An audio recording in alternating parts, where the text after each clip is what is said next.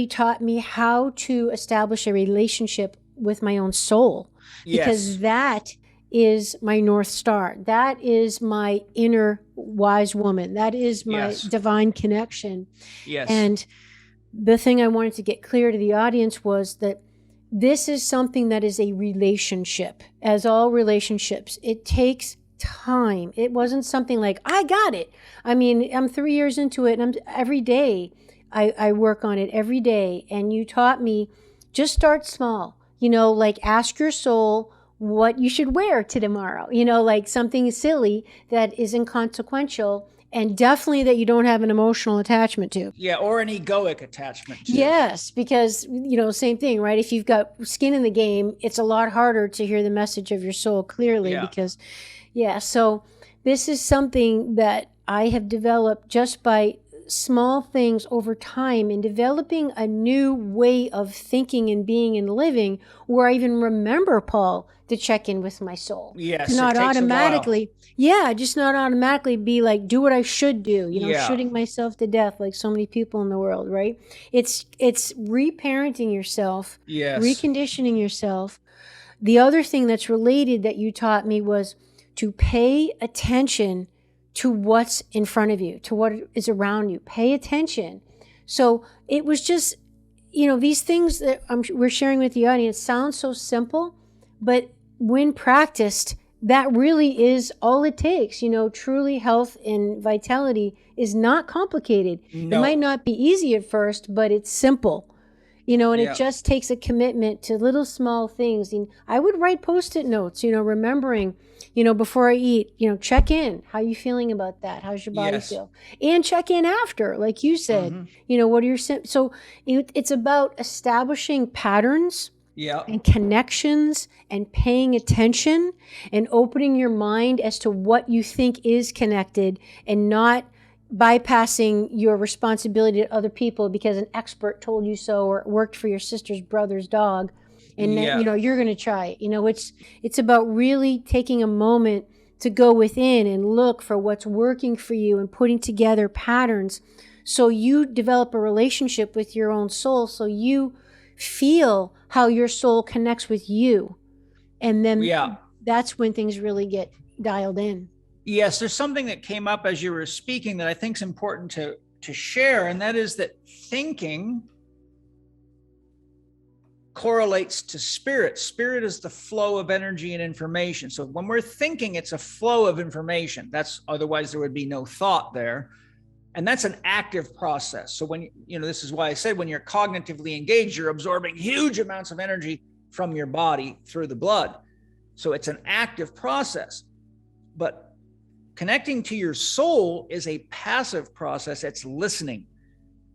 Talking to your soul is a listening process, and we have lost our deep listening skills.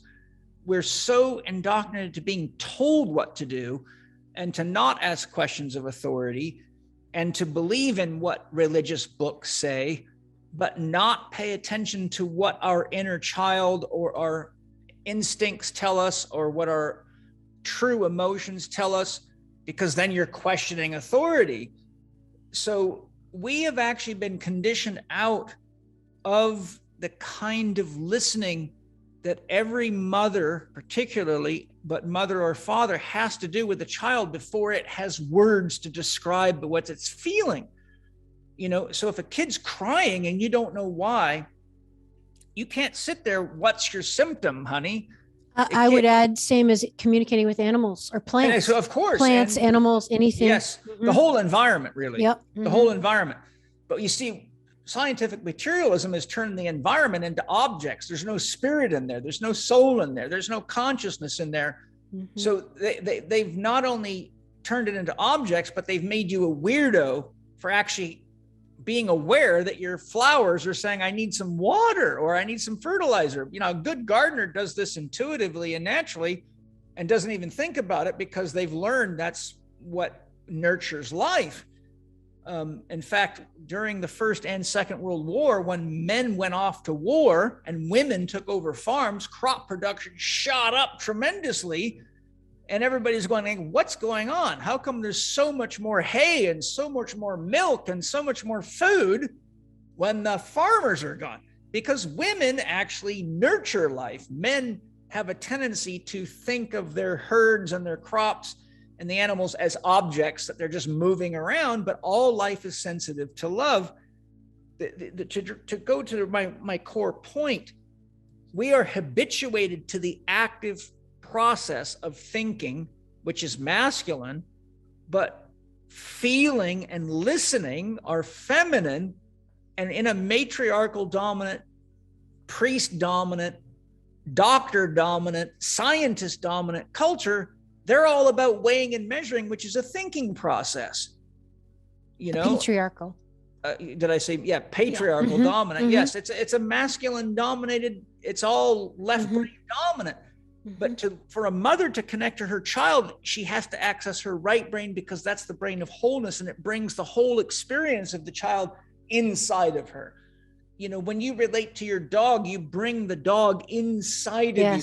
Your dog's not just a four-legged thing that you can just throw away and replace with another one at the store like a kid's toy.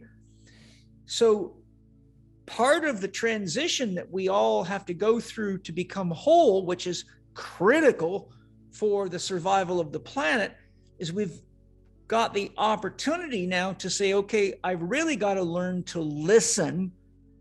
I've got to learn to listen to my inner voice. I've got to learn to listen to my instincts, because we're blessed with instincts: the instinct to breathe, the instinct to pee, the instinct to poop, the instinct to procreate, the instinct to move, sleep, the instinct to sleep and rest, the instinct for creativity, where that's an instinct, right?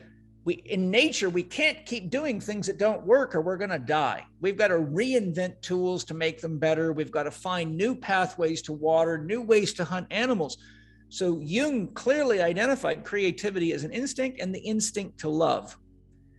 Now, if you look at how many people are not listening to those instincts and how dangerous that is to their physical, emotional, mental, and spiritual connection and survival, we have relegated our instincts out to things like biohacking and what's written on labels and what someone else is telling us. Devices.